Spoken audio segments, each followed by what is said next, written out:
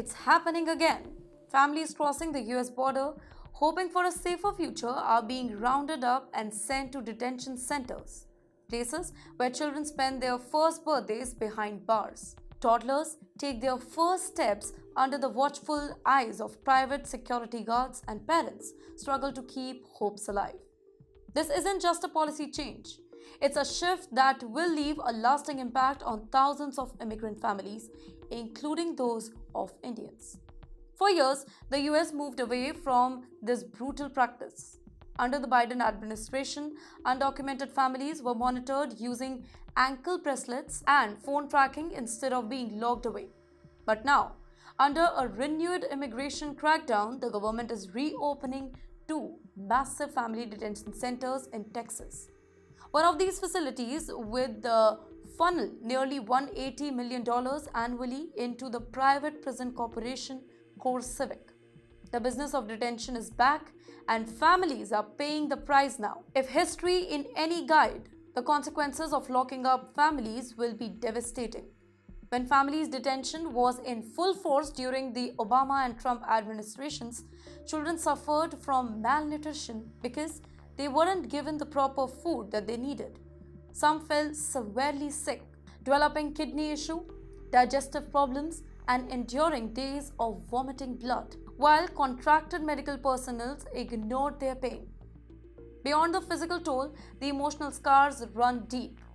Imagine being a child who wakes up every single day in a place they can't leave, surrounded by strangers in uniform, not knowing when or if they will be free again. Some children become so withdrawn that they stop eating. Others turn angry and violent. In fact, a 7-year-old boy once described detention as worse than dangerous journey his family took to escape violence back home. There are countless heartbreaking stories.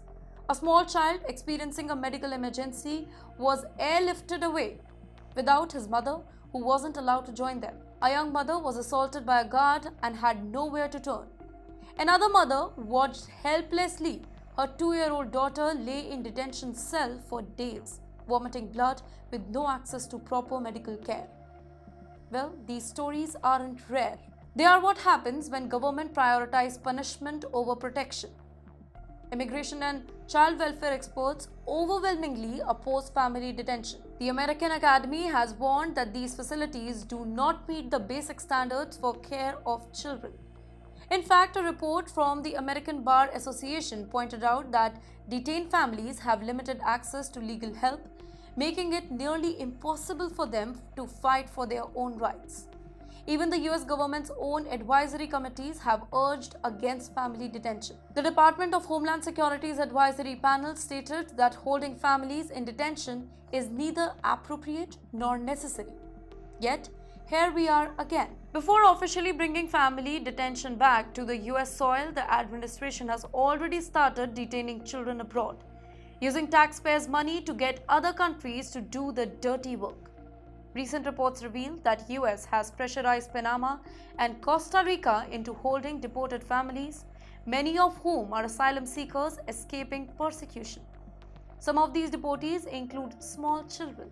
On one US deportation flight, 2 young kids sobbed as they watched their mother faint on board a military plane. Others have fallen ill or been injured. In Panama, detained migrants, including children, were locked inside a hotel under armed guards. A 27-year-old Iranian Christian woman who could be executed for converting from Islam used lipstick to write "Help us" on a window. Others, including a Chinese man terrified of returning to his homeland, pressed their face against the glass, desperate for somebody to listen. When these detainees refused to volunteer return to their home countries, they were sent to camp near the deadly Darien Gap, where they had no cell phones, they lost access to legal help, and they were trapped for weeks. In Costa Rica, all deportees on one US flight were families, nearly half of them children.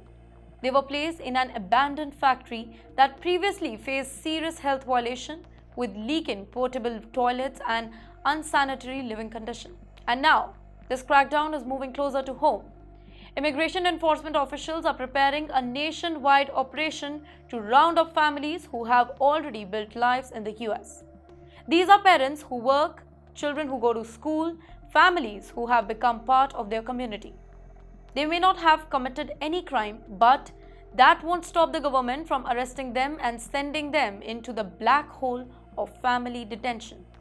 Soon, ordinary Americans will begin to notice that their neighbors are disappearing. Children will stop showing up to schools. Community members will vanish overnight, and it will be taxpayers' money that funds the operation. Well, the return of family detention raises urgent question.